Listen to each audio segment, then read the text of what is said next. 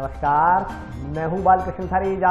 आप देख रहे हैं डेली लाइव। आइए शुरुआत करते हैं आज के मुख्य समाचारों में।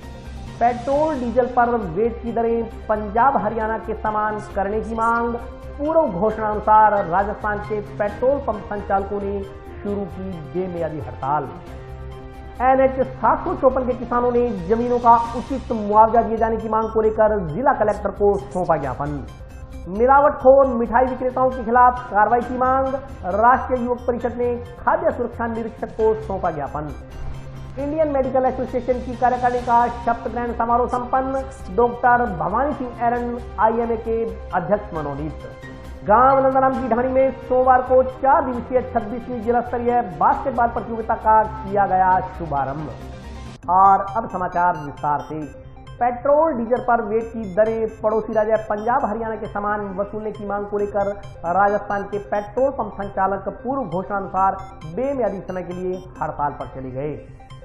राजस्थान सरकार की ओर से पेट्रोल डीजल पर पड़ोसी राज्य पंजाब हरियाणा से ज्यादा वेट वसूलने के विरोध में सोमवार को जिले भर के पेट्रोल पंप पूर्व घोषणा अनुसार बेमियादी समय के लिए बंद कर दिए गए। पेट्रोल पंप बंद रहने से वाहन चालकों को परेशान होना पड़ा। बीच रास्ते पेट्रोल खत्म होने पर आम दुपहिया वाहनों को पैदल ही पेट्रोल पंप तक लेकर गए, लेकिन पेट्रोल पंप बंद होने से उन्हें परेशानियों का सामना करना पड़ा। लोग मजबूरी में अवैध रूप से दुकानों पर बेचे जा रहे पेट्रोल को महंगे दामों पर खरीदने पर मजबूर रहे। हालांकि पेट्रोल पंप संचालकों के आह्वान पर वाहन चालकों ने रविवार तक अपने वाहनों की टंकियां पेट्रोल डीजल से पूरी भरवा ली थी, लेकिन हड़ताल से बेखबर वाहन चालक रिश्तेदारी या अन्य जरूरी कार्यों के लिए वाहन लेकर सड़कों पर उतरे तो पेट्रोल पंप बंद होने के कारण उन्हें भारी परेशानियों का सामना करना पड़ा। वहीं हड़ताल के दौरान अग्निशमन, एम्बुलेंस और अन्य आपात परिस्थितियों में वाहनों के लिए आपूर्ति खुली रही। सरकारी अधिकारियों की गाड़ियों में भी तेल नहीं भरा गया। पेट्रोल पंप संचालकों का कहना है कि राज्य में ईंधन की उच्च लागत के कारण पंजाब जैसे अन्य राज्यों की तुलना में राजस्थान में 34% कम पेट्रोल और डीजल बेच रहे हैं। इस वजह से पेट्रोल पंप मालिकों को भी भारी नुकसान उठाना पड़ रहा है। इस कारण उनमें से कुछ को तो यह व्यापार स्थायी रूप से बंद करना पड़ रहा है और पड़ोसी राज्यों में ईंधन की हो रही तस्करी ने तो पंप संचालकों की कमर तोड़ दी है। हनुमानगढ़ पेट्रोलियम डीलर एसोसिएशन के पदाधिकारियों ने कहा कि देश में राजस्थान सरकार की ओर से सबसे अधिक वेट 26% के साथ ₹1.75 रोड सेंस भी वसूला जा रहा है। पड़ोसी राज्य पंजाब व हरियाणा में 18% वेट है। इस कारण सीमावर्ती राज्यों हरियाणा व पंजाब से 12 से 13 रुपए प्रति लीटर डीजल महंगा होने के कारण वह राज्य सरकार की मिलीभगत से पूरे राज्य में अवैध बायोडीजल के नाम से रोड के प्रत्येक होटल व सड़क के किनारे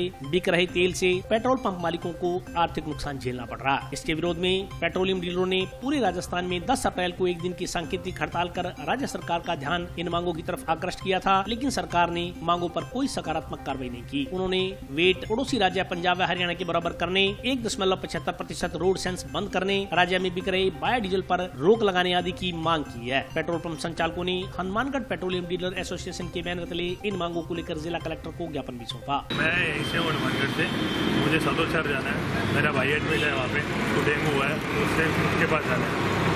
और यहाँ पे मैं पेट्रोल लेने आऊँ तो पेट्रोल नहीं मिल रहा है। बहुत परेशानी हो रही है पेट्रोल की वजह से। पेट्रोल नहीं मिलेगा, हमारी हड़ताल है। चाहे इमरजेंसी कुछ भी, हमें आपको पेट्रोल नहीं दे सकते। सर देखते हैं, अभी इनको कहते हैं पैर वैर पकड़ते हैं, अगर कोई होता है ऑप्शन तो देते हैं। दूसरे साधन पकड़ेंगे सर, कोई और किसी खुलने चाहिए, बिल्कुल खुलने चाहिए, बिल्कुल देना चाहिए, सरकार को ध्यान देना चाहिए। आम पब्लिक जो परेशान हो इनकी और सरकार के बीच की जो है वो इनको आपस में मिलकर सुलझाना चाहिए। अभी मैं टाउन के लिए जा रहा था, बाइक में पेट्रोल नहीं है बिल्कुल भी, और 2 बजे मेरा एग्ज़ाम हो रहा था। इलाका स्टूडेंट हूँ, बड़ी परेशानी हो रही है। पेट्रोल के बारे में क्या कहेंगे, तो कभी किसानों वाले आंदोलन कर लेते हैं तो बंद हो जाता है। आज पेट्रोल पंप वालों ने बंद कर दिया, आम आदमी को परेशानी होगा ना। जो है इनकी मांगे वो पूरी करनी चाहिए सरकार को, जल्दी पूरी करनी चाहिए। उनकी चित गाल है तो उनको जल्दी मांगे पूरी करनी चाहिए सरकार। बिल्कुल परेशान होगी जनता। आज पूरे बीकानेर संभाग और जोधपुर संभाग के कुछ एक जिलों ने मिलकर अनिश्चितकालीन पेट्रोल पंप बंद रखने का निर्णय लिया है, जो कि आज सुबह 6 बजे से लागू हो चुका है। और हनुमानगढ़ जिले के 100% पंप आज हड़ताल में शामिल हैं और बंद हैं।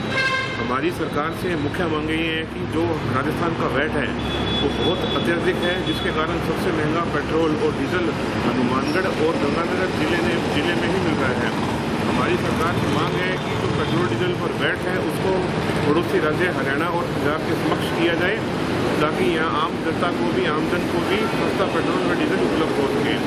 दूसरी हमारी मांग सरकार से ये है कि जो बायोडीजल के नाम से बेस ऑयल, पैराफिन ऑयल और नकली डीजल आज खुले आम सड़कों पे, हाईवों पे, ढाबों पे विक्रय हो रहा है, उस पर पूर्णतः पाबंदी लगाई जाए। इस हड़ताल से हमने सिर्फ एम्बुलेंस को और फायर ब्रिगेड की गाड़ियों को अलग रखा है। एम्बुलेंस और फायर ब्रिगेड की गाड़ियों में सुरक्षा से पेट्रोल और डीजल की सप्लाई की जा रही है। बाकी सभी वाहनों के लिए ये हड़ताल लागू है। इसके लिए नहीं, उसके लिए एसोसिएशन ने हमारे दंड रखा है। यदि कोई भी पेट्रोल पंप वाला भाई जिस तरीके का विक्रय करता है, पेट्रोल डीजल की आपूर्ति करता है, तो उसके ऊपर 21,000 रुपये का दंड लगाया जाएगा। राजस्थान सरकार की गलत नीतियों के कारण आज पूरे संभाग में राजस्थान पेट्रोलियम डीलर एसोसिएशन ने जो है हड़ताल की है। सरकार ने पूरे राजस्थान में सबसे ज़्यादा वेट करके पूरे हिंदुस्तान में हनुमानगढ़ गंगानगर में डीजल पेट्रोल सबसे महंगा है, वेट सबसे ज़्यादा है। सरकार की गलत नीतियों के कारण जो है हम लोग आर्थिक संकट से गुजर रहे हैं। पेट्रोल पंप को चलाना बड़ा मुश्किल हो गया है, इसलिए हम लोगों ने हड़ताल की है। माननीय जिला कलेक्टर महोदय से बात करने आए हैं। ये है साहब कि राजस्थान के अंदर डीजल और पे % वेट पड़ोसी राज्य पंजाब और हरियाणा से अधिक है। उसके साथ में 1.75% रोड सेस लगा रखा है। इस वजह से आज पूरे भारत में सबसे महंगा डीजल और पेट्रोल गंगानगर और हनुमानगढ़ के अंदर बिक रहा है। और इस यहाँ के जो जितने ही तेल के उपभोक्ता हैं वो पड़ोसी राज्य हरियाणा और पंजाब से डीजल लेके आते हैं, तथा तेल माफिया है वो हरियाणा और पंजाब से डीजल तस्करी करके और यहाँ हर ढाणी और घर घर तक पहुँचा रहे हैं। इसकी वजह से राजस्थान के पेट्रोल पंपों की बिक्री प्राय शून्य के करीब हो गई है। गवर्नमेंट द्वारा 20 श्रेणी के लाइसेंस दिए गए हैं स्टोरेज के, और वो क्या है कि थिनर, बेस ऑयल, डीएलओ जो इंडस्ट्री पर्पज के लिए ऑयल काम में आते हैं, जो 2 नंबर के अंदर लोगों को सप्लाई किए जा रहे हैं। इसकी वजह से हमारी राज्य सरकार से 2 ही मांगे हैं। पड़ोसी राज्य के बराबर डीजल और पेट्रोल का वेट किया जाए तथा अवैध डीजल जो बायोडीजल के नाम से बेचा जा रहा है, जो बायोडीजल नहीं है वो थिनर और बेस ऑयल और सफेद ऑयल है, उसको तुरंत रूप से बंद किया जाए। अगर उनको बंद नहीं किया गया तो आज से बीकानेर संभाग, इसके अलावा चूरू, पाली, सांचौर और सिरोही के पेट्रोल पंप अनिश्चितकालीन के लिए बंद हो गए हैं। और वो जब तक राज्य सरकार हमारी इन दोनों मांगों को मंजूर नहीं करेगी, पेट्रोल पंप बंद रहेंगे। इस दौरान हम एक तो इमरजेंसी सेवा के अंदर फायर ब्रिगेड और एक एम्बुलेंस को तेल डालेंगे। इसके अलावा हम किसी भी सरकारी वाहन में तेल नहीं डालेंगे, किसी प्राइवेट वाहन में तेल नहीं डालेंगे, और हमने पंप बंद कर दिए। नेशनल हाईवे संख्या 754 के किसानों ने जमीनों का उचित मुआवजा दिए जाने की मांग को लेकर जिला कलेक्टर को ज्ञापन सौंपा। किसान पर दमन नहीं सहेंगे, नहीं सहेंगे, नहीं सहेंगे। किसान पर दमन नहीं सहेंगे, नहीं सहेंगे, नहीं सहेंगे। नेशनल हाईवे संख्या 754 के किसान अपनी जमीनों का उचित मुआवजा दिए जाने की मांग को लेकर लंबे समय से आंदोलन कर रहे हैं। इसी कड़ी में सरकारी स्तर पर जब मामला नहीं निपटा तो किसान मामले को हाई कोर्ट ले गए। मामला अभी हाई कोर्ट में विचाराधीन है कि इस दौरान जिला प्रशासन पर किसानों ने जबरन जमीनें खाली करवाने का आरोप लगाया। आज किसानों ने हरियाणा के किसान नेता रमेश दलाल के नेतृत्व में जिला कलेक्ट्रेट पर प्रदर्शन कर जिला कलेक्टर को ज्ञापन सौंपा। ज्ञापन में कहा गया कि उनकी जमीनों के मामले को लेकर के मामला उच्च न्यायालय में विचाराधीन है। इस बीच मामला जब अदालत में है तो जिला प्रशासन उनकी जमीनों से जबरन बेदखल नहीं कर सकता। किसानों ने चेतावनी दी कि यदि किसी अधिकारी ने उनकी जमीनों में जबरन घुसने की कोशिश की तो उसके खिलाफ भी कानूनी कार्रवाई की जाएगी। इस मौके पर रमेश दलाल के अलावा किसान नेता सुरेंद्र शर्मा सहित अन्य लोग उपस्थित रहे। आज दलाल साहब आए हैं, उन्होंने पूरी विस्तृत से आपको बता दी, लेकिन मैं तो एक ही बात कहना चाहूंगा कि कानूनी तौर पर दलाल साहब ने जिस पॉइंट से कलेक्टर साहब को बताया, कलेक्टर साहब से हमारी 22 और 25 मिनट की बीच वार्ता हुई है और 25 मिनट में कलेक्टर साहब ये समझ चुके हैं कि इसमें क्या हो सकता है। तो कलेक्टर साहब मेरे ख्याल में थोड़ा समझ आ जाएगा, और मेरे ख्याल में जो कह रहे थे 15 का लेंगे कब्जा तो वो कब्जा रोकेंगे, अन्यथा नहीं रोकेंगे। तो दलाल साहब ने जिस तरीके से बताया है तो वो कानून नहीं समझेगा तो चला जाएगा भाई, अंदर जाएगा, उसकी इलाज ही क्या है। इन्होंने नैतिक तौर पर यह भी कह दिया कि देखो भाई 100 रुपये तेरे को बता रहा हूँ कि इसमें जो गलत करेगा वो जाएगा। ये है इसमें। दीपावली के दृष्टिगत मिलावटी मिठाई की बिक्री करने वालों के खिलाफ कार्रवाई करने की मांग को लेकर राष्ट्रीय युवक परिषद कार्यकर्ताओं ने सोमवार को खाद्य सुरक्षा निरीक्षक को ज्ञापन सौंपा। त्योहारी सीजन के मद्देनजर ग्रामीण व शहरी क्षेत्रों में मिलावटी मिठाई की बिक्री करने वालों के खिलाफ कार्रवाई करने की मांग को लेकर राष्ट्रीय युवक परिषद कार्यकर्ताओं ने सोमवार को खाद्य सुरक्षा निरीक्षक को ज्ञापन सौंपा। सौंपे गए ज्ञापन में कहा गया कि त्योहारी सीजन में ग्रामीण व नगरीय क्षेत्रों में अमानक मिलावटी खाद्य पदार्थों की धड़ल्ले से बिक्री की जा रही है। कुछ सामग्री अवधि पार भी विक्रय की जा रही है। ग्रामीण क्षेत्रों से हनुमानगढ़ शहर में जो दूध दोपहिया वाहनों से बिक्री के लिए आ रहा है वह शुद्ध नहीं है। मोबाइल टीम बनाकर इन दूध वालों के दूध के सैंपल भरे जाएं तो मिलावट स्वतः ही प्रमाणित हो जाएगी। इसी प्रकार ग्रामीण व शहरी क्षेत्रों से मिठाई, मावा, पनीर, मसालों व तेल की जांच के लिए सैंपल लिए जाने की आवश्यकता है। ज्ञापन के अनुसार ग्रामीण क्षेत्रों में बायोडीजल को असली डीजल बताकर स्वार्थी व्यक्ति मनमानी दाम वसूल कर सरकारी राजस्व व पेट्रोल पंपों को हानि पहुंचा रहे हैं। परिषद ने ज्ञापन के माध्यम से मांग की कि विभाग की मोबाइल टीमें बनाकर राज्य सरकार की ओर से चलाए जा रहे शुद्ध के लिए युद्ध अभियान के तहत कार्रवाई करते हुए अमानक सामग्री विक्रेताओं को दंडित करें ताकि जनता के जीवन से खिलवाड़ को रोका जा सके। ज्ञापन के अनुसार गत वर्ष भी परिषद की मांग पर विभाग की ओर से कार्रवाई की गई थी। इस वर्ष भी राष्ट्रीय युवक परिषद के कार्यकर्ता मिलावट रोकने में विभाग का सहयोग करने को तैयार हैं। आज जिला युवक परिषद ने बड़ा ही अहम फैसला लिया है क्योंकि दीपावली पे जो धांधली हो रही है मिठाइयों के अंदर उसमें मिलावट आ रही है। तो हमने आज जिला कलेक्टर साहब को, CMHO साहब को लिखित में दिया है कि इसकी जांच होनी चाहिए कि मिठाइयों की दुकानों पर जो दूध के अंदर, तेल के अंदर, मावे के अंदर और पनीर के अंदर जो मिलावट हो रही है उसकी डीपली जांच की जाए और ये पूरे जिला स्तर पर की जाए। ग्रामीण एरिया के अंदर भी जो दुकानें हैं मिठाई की उनकी जांच करी जाए और साथ ही साथ जो दूध लेके गांवों से आ रहे हैं दोपहिया वाहन पर उनकी भी जांच करी जाए कि वो दूध कितना असली है और कितनी उसमें मिलावट हो रही है। तो ये हमारा निवेदन है। बाकी आप सभी से भी निवेदन है कि इसमें बढ़ चढ़ के सहयोग करें कि इस मिलावट से हो रही बीमारी को अपने रोक सकें। सिंचाई विभाग की अधिशासी जनता पर कृषि भूमि में जबरन जलमार्ग स्वीकृत करने का आरोप लगाते हुए चक 23 HMH के किसानों ने कार्मिक अनशन में धरना शुरू कर दिया। रहमान सलीम मुर्दाबाद, रहमान सलीम मुर्दाबाद, रहमान सलीम मुर्दाबाद। जल संसाधन खंड द्वितीय हनुमानगढ़ संगम के अधिशासी अभियंता पर कृषि भूमि में जबरन जल मार्ग स्वीकृत करने का आरोप लगाते हुए चक 23 HMH के किसानों ने सोमवार को विभाग के जल संसाधन संगम के मुख्य अभियंता कार्यालय के समक्ष कार्मिक अनशन व धरना आरंभ कर दिया। अनशन व धरने पर जसवंत सिंह, जोगिंदर सिंह, हरवंश सिंह, अजायब सिंह, राम सिंह आदि बैठे। चक 23 HMH के इन किसानों ने आरोप लगाया कि विभाग के अधिशासी अभियंता ने बिना कार्यालय रिकॉर्ड का अवलोकन किए उन किसानों के राजस्व रिकॉर्ड का अवलोकन किए बिना मौके पर 41 फुट की जगह सड़क को छोड़कर उनकी कृषि भूमि जिसमें कोई जल मार्ग स्वीकृत नहीं है जबरन जल मार्ग के लिए भूमि खुदवाने के विधि विरुद्ध आदेश जारी कर दिए। उन्होंने जब अपनी भूमि में जल मार्ग किन किन किलो में स्वीकृत है अधिशासी अभियंता से इसकी जानकारी मांगी तो उन्होंने बिना तस्दीक किए, बिना रिकॉर्ड का अवलोकन किए गलत तरीके से उनकी खातेदारी जमीन में राजस्व विभाग से पैमाइश करवाए बगैर गलत आदेश पारित कर अपने अधिकार क्षेत्र से बाहर जाकर उनके रकबा में नया जल मार्ग सुधवाने के आदेश दे दिए हैं। जबकि उनकी अधिकांश भूमि में सड़क व रास्ता एक ही मरबा में स्वीकृत है। उनकी कृषि भूमि के बीचों बीच यदि जल मार्ग विधि विरुद्ध तरीके से जबरन खुलवाया जाता है तो उनकी खातेदारी भूमि नहीं बचेगी। इसलिए उनकी खातेदारी भूमि को छोड़कर शेष जगह से जल मार्ग बनवाया जाए। साथ ही उनकी खातेदारी भूमि जो राजस्व रिकॉर्ड में अंकित है उसकी पैमाइश पूरी करवाई जाए। किसानों ने कहा कि नियम विरुद्ध किए गए निर्णय को निरस्त कर पूर्ववत चालू सिंचाई व्यवस्था अनुसार ही सिंचाई व्यवस्था चालू रखी जाए। उन्होंने चेतावनी दी कि यदि 7 दिन में मांग पूरी नहीं हुई तो कार्मिक अनशन शुरू करने के साथ साथ आमरण अनशन भी आरम्भ किया जाएगा। ये जी 23 HMH के जब ये नहर आई थी सन 1977 में तो ये टेल आगे थी इसकी और इसको टेल को पीछे लिए तो जो बीच की जगह थी इन्होंने नहरी महकमे ने सड़क को दे दी। खड़ा वहाँ चल रहा है और वहीं चल रहा है अभी भी। और इन्होंने अपना ये तो देखा नहीं कि खड़ा अपने को खड़ा नहीं और नहर की जगह इन्होंने सड़क वालों को दे दी। और हमारे ऊपर अब ये हमारी भूमि के अंदर से खड़ा मांग रहे हैं और खड़ा दे दिया। एक्शन साहब ने मंजूर कर दिया। अब इनके खिलाफ ये धरने पर धरना दे दिया। अभी हम इसको कैंसिल करो, एक्शन साहब कैंसिल करें और हमारे को लिखित रूप में देवे भी इसको कैंसिल करें। ये सब तो नहीं है, ये खिलाफ पार्टी तो नहीं है। खिलाफ पार्टी से ली होगी जी। हम तो किसान आदमी हैं, गरीब आदमी हैं, हम क्या कह सकते हैं कि इन्होंने लिए है या ना लिए। पैसे लिए भ्रष्टाचारी धमकी दे रहे हैं। अध्यक्ष साहब धमकी दे रहे हैं अभी हम बारी काट देंगे, नहीं खड़ा दोगे तो हम ऐसा कर देंगे। इन्होंने एक्शन साहब के सामने कहा था।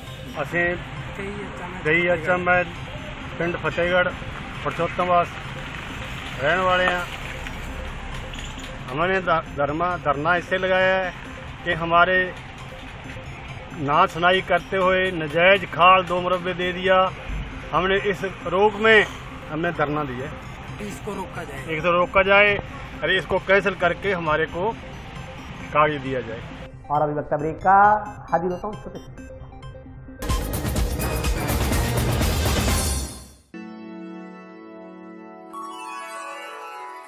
यूं तो कई बार मुझे हंसते देखा है,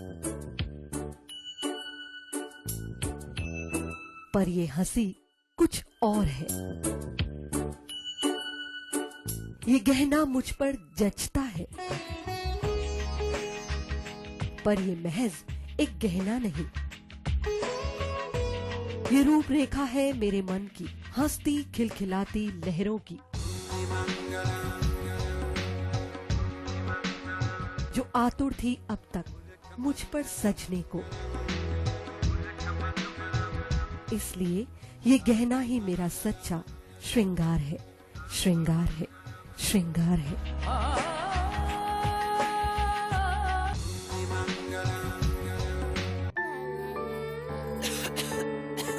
दीदी ये देखो,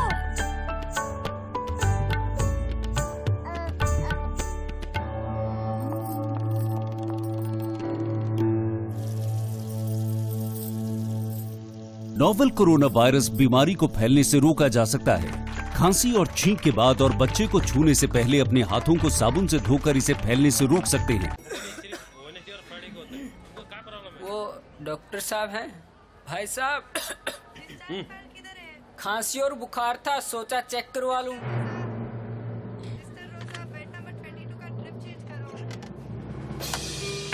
नोवेल कोरोना वायरस बीमारी को फैलने से रोका जा सकता है।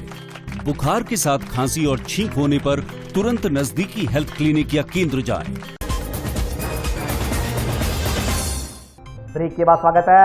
आइए नजर डालते हैं अगले समाचारों पर। इंडियन मेडिकल एसोसिएशन की नव मनोनीत कार्यकारिणी का शपथ ग्रहण समारोह टाउन स्थित राजवीर पैलेस में आयोजित किया गया। इंडियन मेडिकल एसोसिएशन के नवनियुक्त पदाधिकारियों का शपथ ग्रहण समारोह टाउन स्थित राजवीर पैलेस में आयोजित हुआ। कार्यक्रम के मुख्य अतिथि पुलिस अधीक्षक श्रीमती प्रीति जैन थी। कार्यक्रम में आईएम अध्यक्ष डॉक्टर भवानी एरन, सचिव डॉक्टर सुधीर डूडी, कोषाध्यक्ष डॉक्टर राजीव गोयल को शपथ दिलाई गई। इस मौके पर पुलिस अधीक्षक श्रीमती प्रीति जैन ने कहा कि डॉक्टर ही एकमात्र है जिनको धरती का भगवान कहा जाता है। ऐसे में हर पीड़ित रोगी को समय पर इलाज मिले, यह डॉक्टर की प्रथम प्राथमिकता होनी चाहिए ताकि यह सम्मान कायम रहे। उन्होंने आईएमए के बैनर तले डॉक्टर्स के सामाजिक सरोकारों की सराहना करते हुए नवनियुक्त पदाधिकारियों को शुभकामनाएं दी। इस मौके पर नगर परिषद सभापति गणेश बंसल ने आईएमए भवन के लिए भूमि आवंटन का भरोसा दिलाया। सीएमएचओ डॉक्टर नवनीत शर्मा और पीएमओ डॉक्टर दीपक मित्र सैनी ने भी अपने विचार रखे। आईएमए अध्यक्ष डॉक्टर भवानी एरन ने आभार जताया। मन संचालन डॉक्टर राजीव मुंजाल ने किया। कार्यक्रम में डॉक्टर पारस जैन, पूर्व अध्यक्ष निशांत बत्रा, शंकरलाल सोनी, रेणु सेतिया, आरसी ओला, के शर्मा, विजय शर्मा, अमृतपाल सिंह, राजविंदर कौर, नरेश अकलेचा, शांतनु साहू सहित अन्य चिकित्सक मौजूद रहे।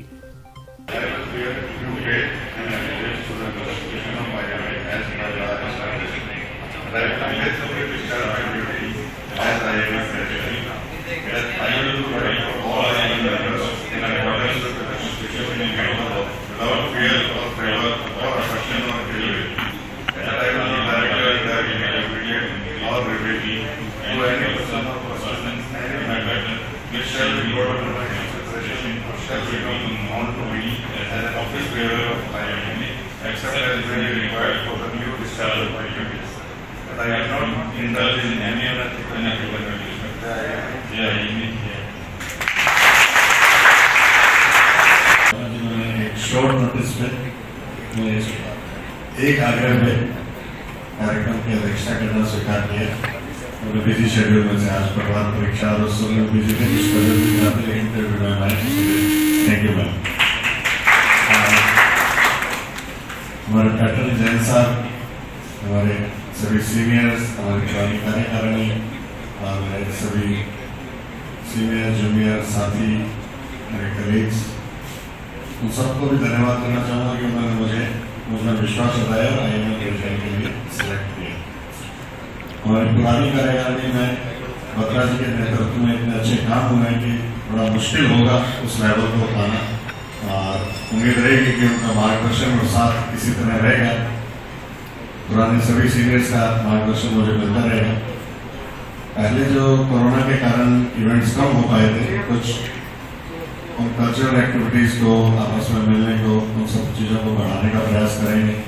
आईएमए फंड बनाने की कोशिश करेंगे।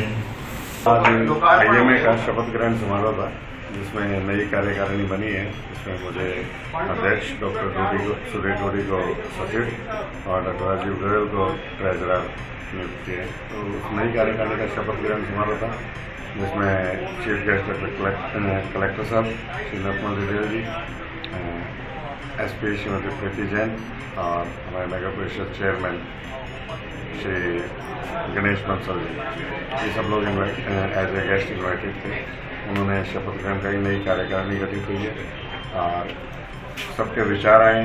अब इसमें आगे शहर के हित के लिए डॉक्टर्स और पब्लिक का सहयोग मिले, डॉक्टर्स और पब्लिक के बीच में सौहार्दपूर्ण माहौल बने, उसके लिए आगे इसमें मिलजुल कर काम करें। प्राथमिकता पहली तो सबसे ज़रूरी ये है कि आजकल जिस तरह से डॉक्टर और पब्लिक के बीच में विश्वास की कमी होती जा रही है, उसको बहाल करने की कोशिश करेंगे, जिसके लिए अलग अलग सोशल एक्टिविटीज़, कैंप्स, ये सब चीज़ें में, जैसे पिछले टाइम में भी लोग ये सोचते जैसे प्राइवेट डॉक्टर्स कोई ध्यान नहीं देते, लेकिन कोरोना टाइम में देखा होगा कि डॉक्टर्स की कमी थी, तो गवर्नमेंट हॉस्पिटल में भी डॉक्टर्स ने जाके OPD देखी थी फ्री में। और ऐसा कभी नहीं है कि डॉक्टर कभी मरीजों को मारना चाहते हैं, कुछ मिसअंडरस्टैंडिंग मजबूरियाँ होती हैं, जो हर चीज़ सबके हाथ में नहीं होती। ये सब सौहार्दपूर्ण वातावरण में सबसे मिलजुल कर बातें करेंगे और इन मैटर्स को सुलझाने की कोशिश करेंगे, जिससे हमारा शहर और बढ़िया बन सके। सिंधी समाज की नवनिर्वाचित कार्यकारिणी की बैठक टाउन स्थित सिंधी धर्मशाला में अध्यक्ष खजान चंद शिवनानी की अध्यक्षता में आयोजित की गई।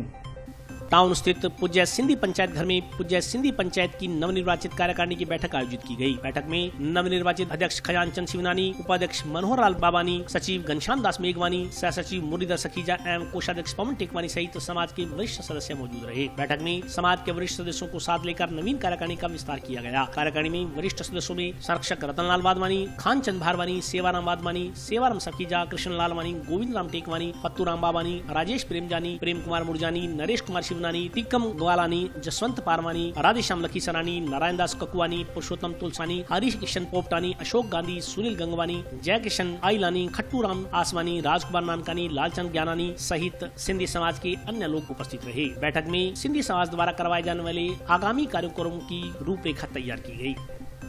आज हमारे पूज्य सिंधी पंचायत की जो नई कैबिनेट बनी है उनके साथ मीटिंग हुई और जो हमारे समाज के वरिष्ठ बुजुर्ग, बड़े बुजुर्ग, उनके सुपरविजन में एक मीटिंग का आयोजन किया गया, क्योंकि हमें आगे नई कार्यकारिणी का जो गठन करना है, तो हमारा मूल उद्देश्य ये है कि कार्यकारिणी में सबको एक ऐसे व्यक्ति को लिया जाए जिसमें समाज को जोड़ा जा सके, हर वर्ग से, हर मोहल्ले से, हर कोने से, जो दूर जिनके निवास है, हर व्यक्ति को समाज में बराबर की भागीदारी मिले, ताकि समाज में एकजुटता बनी रहे। और मेरा जो मूल उद्देश्य है, मेरी युवा टीम जो है सिंधी समाज का जो नेतृत्व कर रही है, समाज को आगे बढ़ाने का कार्य करेंगे, समाज में विकास कार्य कराएंगे। जैसे धर्मशाला है, हमारे मंदिर के कुछ काम अधूरे पड़े हैं, जो अधूरे काम जितने भी पड़े हैं सारे पूरे करूँगा और समाज के प्रति मैं कर्तव्य निष्ठा से कार्य करूँगा और समाज के प्रति मैं कर्तव्य निष्ठा के लिए प्रतिबद्ध हूँ। मेरे समाज के जो बड़े बुजुर्ग हैं उनका मेरे आशीर्वाद बना रहे, उनके मार्गदर्शन में मुझे काम करना है और समाज को बढ़ावा देना है। जंक्शन स्थित रेलवे स्टेशन के पार्किंग स्थल के नजदीक से आज सुबह रेलवे पुलिस ने एक अज्ञात व्यक्ति का शव बरामद किया। पुलिस अज्ञात मृतक के परिजनों का पता लगाने में जुटी है। जंक्शन रेलवे स्टेशन परिसर में बने पार्किंग स्टैंड के पास आज एक अज्ञात व्यक्ति की लाश बरामद हुई। आसपास के लोगों ने इसकी सूचना जीआरपी पुलिस को दी। जीआरपी पुलिस ने मौके पर पहुंचकर जंक्शन रेलवे स्टेशन पार्किंग के पास पड़ी लाश को कब्जे में लेकर टाउन स्थित जिला चिकित्सालय में पहुंचाया। यहां चिकित्सकों ने उक्त युवक को मृत घोषित कर दिया। पुलिस ने अज्ञात व्यक्ति का शव जिला चिकित्सालय की मोर्चरी में रखवाया है। पुलिस का कहना है कि मृतक की उम्र लगभग 35 से 40 वर्ष के बीच है तथा वह वेशभूषा से एक भिखारी प्रतीत होता है। पुलिस मृतक व्यक्ति के वारिसों का पता लगाने में जुटी है। हमें जरिए टेलीफोन सूचना मिली कि railway station Hanumangarh motorcycle stand के पास में कि अज्ञात कोई व्यक्ति है, ऐसे पड़ा है। तो हमने जाकर वहाँ चेक किया, तो डॉक्टर साहब को, रेलवे डॉक्टर साहब को बुलाया, उन्होंने चेक किया तो ये मृत अवस्था में फिर हॉस्पिटल लाए और इनकी वारिस की तलाश की जा रही है और हनुमानगढ़ टाउन चिकित्सालय में इसका बहुत से लोगों में इसका मृत शरीर रखवाया गया। उस टाइम हम डॉक्टर साहब को बुलाया हुआ, उन्होंने चेक किया है, उन्होंने बताया कि ये मृत अवस्था में है। टाउन पे भी चेक करवाया है, डॉक्टर साहब ने चेक किया तो ये मृत घोषित किया। मान से तो 30-35 के बीच का है। बगुआ ये भिखारी टाइप के ही है, मांग के कोशिश कर रहे हैं, उसकी प्रयास कर रहे हैं हमारे साथ की जो भी है, और तलाश करेंगे। अभी तो स्टार्ट किए हम, जो भी जांच उसमें जो भी सामने आएगा उस हिसाब से कार्रवाई की जाएगी। गांव नंदराम की ढाणी में सोमवार को 4 दिवसीय 26वीं जिला स्तरीय बास्केटबॉल प्रतियोगिता का शुभारंभ किया गया। गांव नंदराम की ढाणी स्थित राजकीय माध्यमिक विद्यालय के बास्केटबॉल मैदान पर सोमवार को 4 दिवसीय 26वीं जिला स्तरीय बास्केटबॉल प्रतियोगिता का समारोह पूर्वक आगाज किया गया। प्रतियोगिता के उद्घाटन कार्यक्रम के मुख्य अतिथि नगर परिषद उप सभापति अनिल खिचड़ थे। प्रतियोगिता का उद्घाटन मैच 19 वर्षीय छात्र वर्ग में झामर व लिटिल फ्लावर स्कूल के मध्य खेला गया। इसमें झामर ने लिटिल फ्लावर स्कूल को 30-25 के अंतर से शिकस्त देकर उद्घाटन मैच जीता। इससे पहले कार्यक्रम का शुभारंभ अतिथियों की ओर से मां सरस्वती के चित्र समक्ष पुष्प अर्पित कर व दीप प्रज्वलित कर किया गया। इस मौके पर उप सभापति ने प्रतियोगिता के सहयोग के लिए 11,000 रुपए का योगदान दिया। शारीरिक शिक्षक मनोज पारिक ने बताया कि जिला स्तरीय बास्केटबॉल प्रतियोगिता में कुल 43 टीमें हिस्सा ले रही हैं। यह प्रतियोगिता 25 अक्टूबर से 28 अक्टूबर तक 4 दिन चलेगी। इस मौके पर कृपाल सिंह, सुरेंद्र, गुलजारीलाल नोखवाल, कृष्णलाल नैन, रामस्वरूप खटोट सहित अन्य लोग उपस्थित रहे। 26वीं जिला स्तरीय प्रतियोगिता नंदराम की ढाणी मेरे विद्यालय में हो रही है और इसके अंदर 40 टीमों ने भाग लिया, जिसमें हनुमानगढ़ जिले से के संगरिया, पीलीबंगा, नौर, भादरा काफ़ी दूर दराज से टीमें आई है। यही मैंने व्यवस्था की हुई है इन टीमों की इसी विद्यालय के अंदर, और लगभग ये 32 मैच होने हैं और सुबह से और नाइट को भी व्यवस्था की है। ज़्यादा टीमें आने के कारण नाइट को भी यहाँ लाइटों की व्यवस्था है और रात को भी मैच होंगे। आयोजन बड़ा है और गांव का मेरे को सहयोग है पूरा, और सभी जो टीमें आई हुई है उनके रहने की और नाश्ते की, चाय पानी की व्यवस्था निःशुल्क रखी गई है। और आज जो हमारे उद्घाटन समारोह था और इसके अंदर विद्यालय को भी काफ़ी मुख्य अतिथि ने हमें निर्माण के क्षेत्र में कुछ दिया, और स्टेडियम के जो बास्केटबॉल का स्टेडियम है इसके अंदर भी हमें लगभग 7-1 लाख रुपए का जो निर्माण का कार्य है वो स्वीकृत किया उन्होंने। और एक अभी जो मेरी राइट तरफ है वहाँ बैडमिंटन का एक इंडोर हॉल बनाने की भी घोषणा मुख्य अतिथि महोदय द्वारा की गई। तो आज के लिए बस इतना ही। कल फिर हाजिर होता हूँ नए समाचारों के साथ, तब तक के लिए नमस्कार।